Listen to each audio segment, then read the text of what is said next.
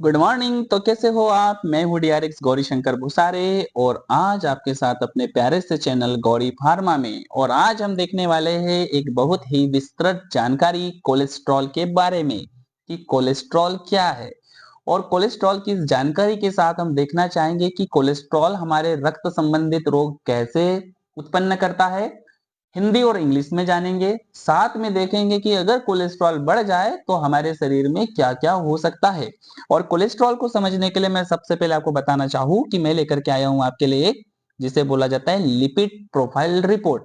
Actual में lipid profile report में हम कोलेस्ट्रॉल से संबंधित पूरी जानकारी देखते हैं, जिसमें कि हम ट्राइग्लिसराइड और एचडीएल, एलडीएल, वीएलडीएल और नॉन एचडीएल जैसे ये जो कोलेस्ट्रॉल्स के पार्ट है ये क्या होते हैं, क्यों होते हैं और इनके अधिक होने से, लो होने से या समान मात्रा में रहने से क्या-क्या हो सकता है, इसका हम करेंगे आज इन्वेस्टिगेशन। और आ जाइए करते हैं चालू। जैसे कि हम यहाँ पे देख रहे हैं लिपोप्रोटीन्स वगैरह वगैरह बहुत सारी चीजें और इनको ठीक करने की दवाइयाँ। तो आ जाइए गाइस, तैयार हो जाइए, कागज कॉपी ले लीजिए, स्क्रीनशॉट लेने के लिए तैयार रहिए, नोट्स बनाइए, खूब पढ़िए और आगे बढ़िए। चलो आ जाते हैं, स्टार्ट करते हैं। जैसे कि ये जो लिपिड प्रोफाइल है, इस लिपिड प्रोफाइल पे आप देख रहे हो यहाँ इन्वेस्टिगेशन रिजल्ट रेफरेंस वैल्यू और यूनिट के बारे में बताया गया है। यहाँ पर कोलेस्ट्रॉल का टोटल दिया हुआ है, यानी जिसे हम टोटल कोलेस्ट्रॉल बोलते हैं। इसकी मात्रा दी हुई है, ट्राइग्लिसराइड की दी हुई है, एचडीएल की दी हुई है, एलडीएल की दी हुई है और वीएलडीएल और नॉन एचडीएल। तो आ जाते हैं आगे, हम समझना चालू करते हैं। सबसे पहले जानेंगे कि कोलेस्ट्रॉल बला क्या है कोलेस्ट्रॉल। हिंदी और इंग्लिश में जान रहे हैं। लिखा हुआ है कि cholesterol is a wax and fat like substance which is found all body part and it circulate by blood plasma. चलो आ जाते हैं। कोलेस्ट्रॉल वैक्स और फैट की तरह गाढ़ा पदार्थ होता है। समझिए वैसलीन, बहुत सिंपल सी बात। वैक्स आप इससे समझ जाइए, वैसलीन जैसी चीजों से समझिए। ये ऐसा कुछ गाढ़ा सा पदार्थ होता है जो कि शरीर के सभी अंगों में पाया जाता है, सभी पूरे पूरे बॉडी पार्ट में पाया जाता है गाइस। और यह रक्त में उपस्थित प्लाज्मा के द्वारा पूरे शरीर में परिवहन करता है। यानी कि जो हमारा ब्लड है, ब्लड प्लाज्मा जो होता है, उस ब्लड प्लाज्मा के साथ पूरी बॉडी में सर्कुलेट होता है, पूरी बॉडी में ये फैलते रहता है। आगे चल लेते हैं। Some types of cholesterol are helpful for body and some are very harmful for our body. According to this cholesterol may be good and bad. क्या होता है कि कुछ कोलेस्ट्रॉल क्या है, वैक्स जैसा है, गाढ़ा पदार्थ है। ओके, कुछ कोलेस्ट्रॉल हमारे शरीर के लिए बहुत ही लाभकारी होते हैं, बहुत ही फायदेमंद है, जिनको हमारे शरीर में रखने से हो सकता है शरीर को बहुत अच्छी ऊर्जा मिलती हो, बहुत फायदा होता हो। कुछ बहुत ज्यादा हानिकारक होते हैं, नुकसान भी दे जाते होंगे। इस आधार पर कोलेस्ट्रॉल को दो प्रकार से हमने अलग अलग बांट दिया। एक तो जो बेनिफिशियल है जिसे हम फायदेमंद वाले कहते हैं, और दूसरे जो नुकसान कर दे हमारे शरीर में जिसे हम नुकसानदायक या घातक बोल सकते हैं। आप अपने हिसाब से याद रखिए। ऐसी गोली जो तबीयत सुधार दे फायदेमंद, यानी कि गुड कोलेस्ट्रॉल। ऐसी गोली की जो क्या कर दे, शरीर में नुकसान पहुंचा दे, जैसे कि बेड कोलेस्ट्रॉल। तो चलो, ये गुड और बैड के चक्कर में हमारा प्यारा सा हार्ट फंस गया और बाकी शरीर में सब कुछ जाके गंदगी के जैसा कोलेस्ट्रॉल बच गया। आगे आ जाते हैं, बात कर लेते हैं कि कोलेस्ट्रॉल जैसी कहानी को देख रहे थे तो एक शब्द निकल आता है बीच में से, लिपोप्रोटीन। ये कतई क्या चीज आ गई लिपोप्रोटीन, पहले इसको समझ लेते हैं। लिपोप्रोटीन ऐसे मॉलिक्यूल्स होते हैं जो लिपिड और प्रोटीन के आपस में जुड़ने से बनते हैं। भाई लिपिड अलग प्रोटीन अलग, दोनों को जोड़ दिया तो क्या बन गया, lipoprotein. Lipoprotein molecular complex which consists of lipids and proteins. दोनों को उठाया, जोड़ दिया और जोड़ने से जो बन गया वो हो गया लिपोप्रोटीन। अभी लिपोप्रोटीन क्या बला है इसको समझे थोड़ा। Lipoprotein is a transport vehicles of lipids. यह वसा को परिवहन करवाने का कार्य करते हैं। अरे यार, यानी एक छोटी सी चीज है, कोई लिपिड जैसी चीज पड़ी होंगी, कोई क्या होंगी, वसा जैसी चीज हमारे शरीर में पड़ी होंगी। लिपोप्रोटीन ट्रांसपोर्टिंग करेगा एक जगह से दूसरी जगह, दूसरी जगह से पहली जगह, पहली जगह से तीसरी जगह ले जाके छोड़ने का काम करता है। यानी यहाँ पे था, यहाँ से लिपोप्रोटीन से यहाँ पहुंचा, फिर यहाँ हुआ, यहाँ हुआ, यहाँ हुआ, यहाँ हुआ, यानी शरीर में वो चलाने का काम करता है, जिसे ट्रांसपोर्टिंग हम कहते हैं। आगे देख लेते हैं क्या है ये चीज। Lipoprotein is delivered lipid component cholesterol triglyceride to various tissues और यूटिलिटेशन। मैंने बहुत धीरे से बोला था कि आपको अच्छे से समझ में लेकर के आए। लिपोप्रोटीन लिपिड के भाग जैसे ही कोलेस्ट्रॉल, हमने अभी पढ़ा कोलेस्ट्रॉल क्या होता है, वैक्स जैसा गाढ़ा मटेरियल। ट्राइग्लिसराइड, अब इसको समझेंगे भाई ये क्या चीज है। एक्चुअल में ट्राइग्लिसराइड भी एक फैट ही है, एक वसा ही है, जो क्या होता है हमारे शरीर के अंदर वो ऊर्जा को प्रदान करता है। अब कैसे करता है वो भी समझेंगे। ट्राइग्लिसराइड को अलग अलग टिश्यू तक पहुंचाने का कार्य करता है। कुल मिला के लिपोप्रोटीन एक ऐसी बला है जो कोलेस्ट्रॉल को और ट्राइग्लिसराइड को हमारे शरीर की अलग अलग विभिन्न जगहों तक पहुंचाने का क्या करता है, काम करता है। क्वेश्चन यदि आ जाए कि कौन कौन सी चीजें हैं जिसको लिपोप्रोटीन ट्रांसपोर्टेशन का काम करवा दे, तो वो है कोलेस्ट्रॉल और दूसरा है ट्राइग्लिसराइड। आगे आ जाते हैं हम जल्दी से, लिपिड प्रोफाइल के पास आ रहे हैं और फिर से इस लिपिड प्रोफाइल को अगर देखें तो टोटल कोलेस्ट्रॉल हमारे पास दिया हुआ है, इसकी रेफरेंस रेंज दी हुई है और यूनिट डली है मिलीग्राम पर डेसीलीटर। बात कर लेता हूं, रिजल्ट में हम देख रहे हैं यहाँ रेड रेड रेड का चिन्ह यानी कि घातक चीज है। रिपोर्ट क्या आ रही है 250, रेफरेंस रेंज क्या है हमारी 200 यानी कि 50 ज्यादा आ रहा है, इंडिकेटर हाई बता रहा है। ट्राइग्लिसराइड की बात करूं, यहाँ पे रेफरेंस रेंज 150 है, रिजल्ट में 100 आ रहा है, इंडिकेटर में कुछ नहीं आ रहा, सेफ जोन में वो ग्रीन लाइट डली पड़ी है। बात कर लेते हैं एचडीएल, हमारे पास देख रहे हैं हमारी रेफरेंस रेंज आ रही है 40 से ज्यादा, यहाँ पर रेंज कितनी आ रही है 50 यानी 40 से कैसी ज्यादा, तो कोई टेंशन नहीं, एचडीएल फायदेमंद है। एलडीएल की बात कर लेता हूँ, एलडीएल पे आ जाते हैं, इनके नाम भी जानेंगे आगे, विस्तृत में जानेंगे, इनको हम आगे देखना चाहेंगे। एलडीएल की रेफरेंस रेंज 100 से कम, इधर कितनी आ रही 190, लाल कलर हमारे लिए रेड लाइट आ गया, समझो खतरा। आगे चल लेते हैं, वीएलडीएल कोलेस्ट्रॉल, ये क्या चीज है भाई 30 से कम रहना चाहिए और यहाँ कितना आ रहा 10 आ रहा है, फायदेमंद। नॉन एचडीएल कोलेस्ट्रॉल क्या, सॉरी एचडीएल कोलेस्ट्रॉल क्या है 130 से कम रहना चाहिए, लास्ट में आप देख रहे हो यहाँ पर कितना आ रहा है निकल करके एचडीएल का 100 आ रहा है यानी फायदेमंद। चलो इस बला को भी समझे आपस में ध्यान से। सबसे पहले हम उठा लेते हैं एचडीएल को कि ये एचडीएल क्या है भाई, कोलेस्ट्रॉल समझे, ट्राइग्लिसराइड को भी समझे, दोनों क्या एक प्रकार की फैट है। बात कर लेते हैं कि ये एचडीएल कोलेस्ट्रॉल क्या है, तो इस एचडीएल कोलेस्ट्रॉल के पास आ जाते हैं। एचडीएल कोलेस्ट्रॉल को ले लेते हैं जिसका पूरा नाम होता है हाई डेंसिटी लिपोप्रोटीन। अब लिपोप्रोटीन की बात करूं तो लिपोप्रोटीन क्या है भाई, लिपोप्रोटीन एक ऐसे ट्रांसपोर्टिंग सिस्टम है जो कि कोलेस्ट्रॉल को और ट्राइग्लिसराइड को लेकर के चलता है पूरे शरीर के अंदर। और ट्राइग्लिसराइड और कोलेस्ट्रॉल क्या है, फैट है, और फैट क्या करता है शरीर को ऊर्जा प्रदान करने का काम करता है। यानी अगर बात करूं ये एक ऐसे लिपोप्रोटीन है जो हाई डेंसिटी वाले हो गए। चलो आते हैं, it is synthesized by intestinal cell and release in body circulation.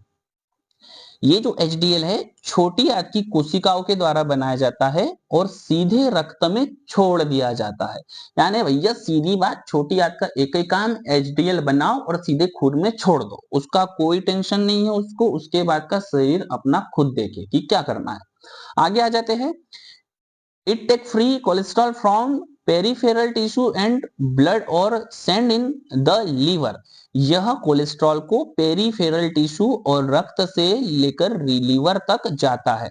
ये क्या चीज है भाई पेरिफेरल टिश्यू, इसको भी हम आगे समझेंगे कि पेरिफेरल जैसी चीज क्या है और रक्त से लेकर लीवर तक जाता है। ओके, छोटी सी बात अगर बता दूं कि पेरिफेरल टिश्यू क्या है, अभी हम समझेंगे। It is also called good cholesterol, इसे अच्छे कोलेस्ट्रॉल के नाम से जाना जाता है और इसकी नॉर्मल रेंज जो है हमारे शरीर में 30 से लेके 60 मिलीग्राम प्रति डेसीलीटर होनी चाहिए।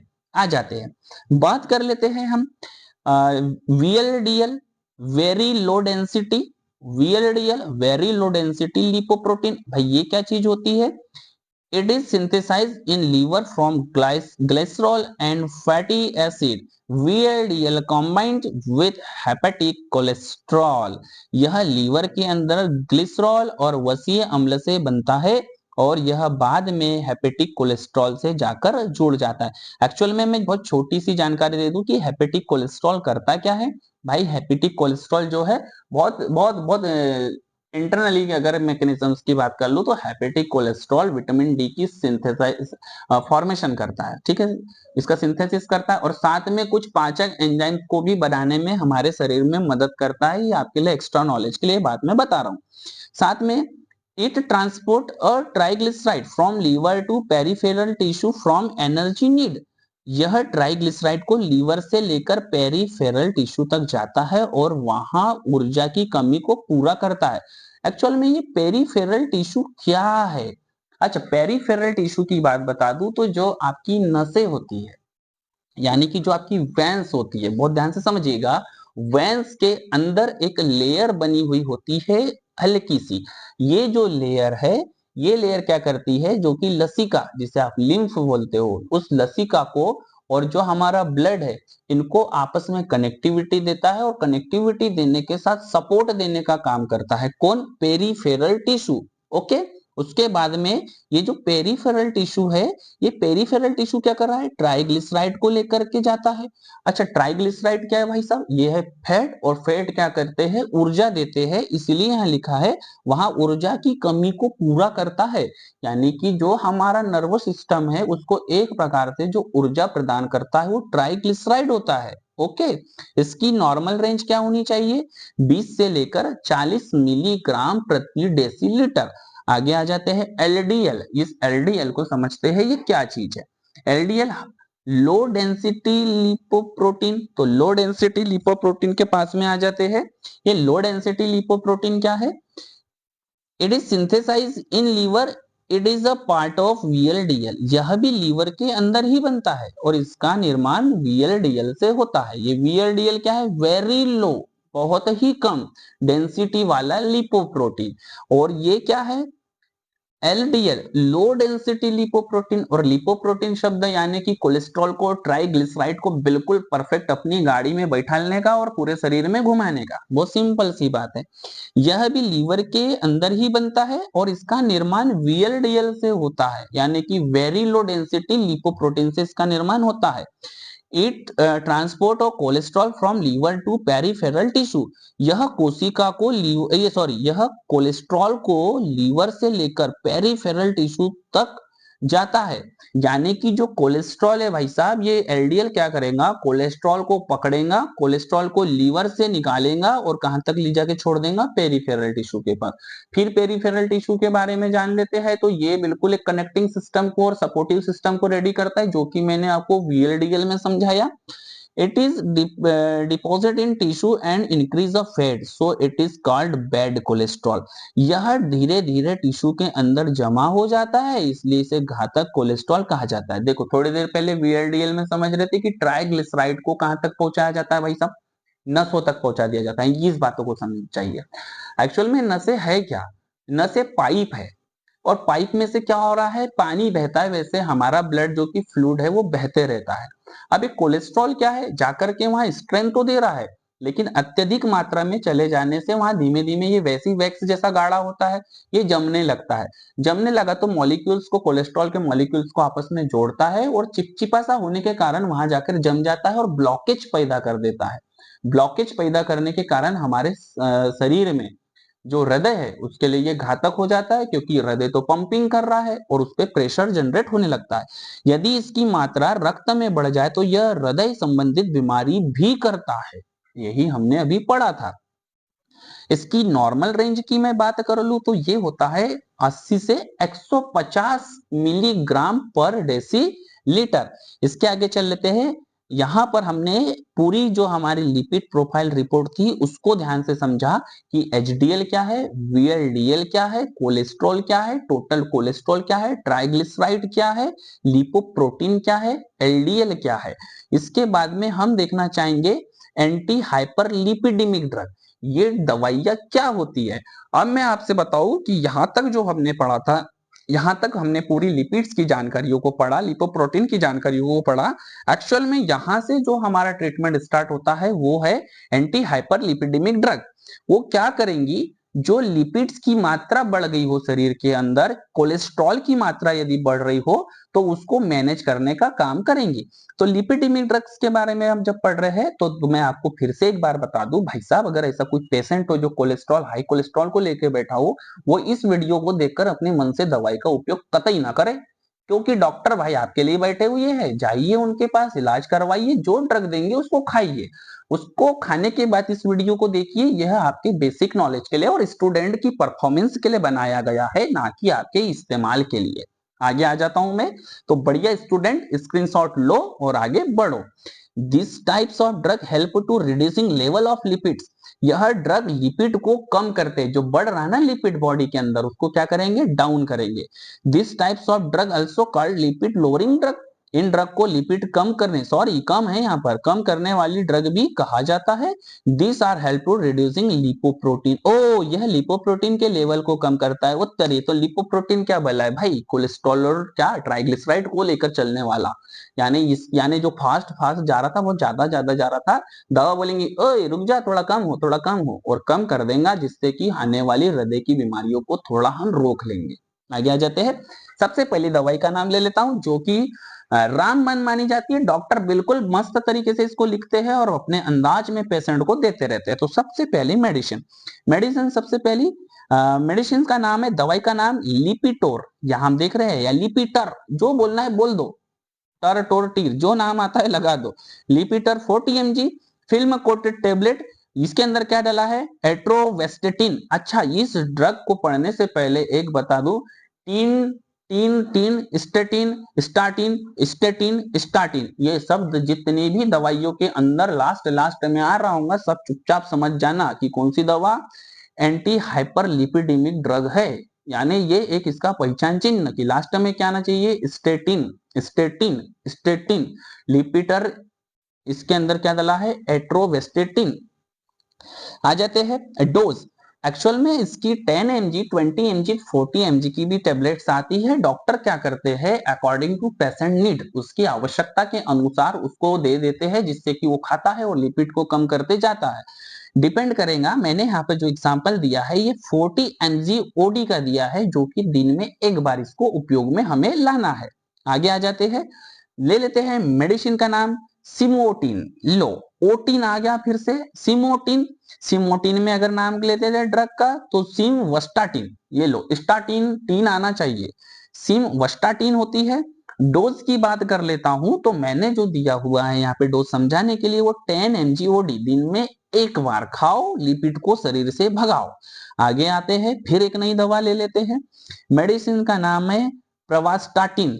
कौन सी दवाई, प्रवास्टाटिन। प्रवास्टाटिन में क्या मिला हुआ है, प्रवास्टाटिन सोडियम, इसके अंदर फिर स्टाटिन आया, यानी प्रवास्टाटिन सोडियम इसके अंदर मिला हुआ है। डोज की बात कर लूं तो 40 mg ओडी, दिन में एक बार हमें लेनी है। आगे आ जाते हैं, बात कर लेता हूं मेडिसिन का नाम, दवाई का नाम जो है वो है पिटसेफ। गजब की दवाई पिटसेफ, पिटसेफ 2 के नाम से लिखा हुआ है, ब्रांड नाम है। जो मेन ड्रग है वो है पिटवास्टाटिन। कौन सी, पिटवास्टाटिन। भाई दोस्तों गाइस, नाम पढ़ने की आदत बना लो, क्योंकि जिंदगी इसी में कटनी है, जबरदस्त इसी में घटना घटनी है। नाम तो आएंगे टेढ़े तिरछे, स्टिन विस्टिन पिस्टिन मिस्टिन, बस याद करने का और बिल्कुल तैयार करने का और एग्जाम में लिखने का। आगे आ जाते हैं, पिटाविस्टिन की बात कर लेता हूँ, पिटाविस्टाटिन की बात कर लेता हूँ। डोज जो है 2 mg ओडी, दिन में एक बार। ओके, आगे चल लेते हैं। इसी प्रकार हमारी स्लाइड खत्म हो गई, और आज कोलेस्ट्रॉल के बारे में, लिपिड के बारे में, एचडीएल के बारे में, एलडीएल के बारे में, वीएलडीएल के बारे में हमने बहुत सारी जानकारी प्राप्त करी। मैंने आपको समझाने की बहुत अच्छे तरीके से कोशिश करी, वो भी सिर्फ स्लाइड की हेल्प से।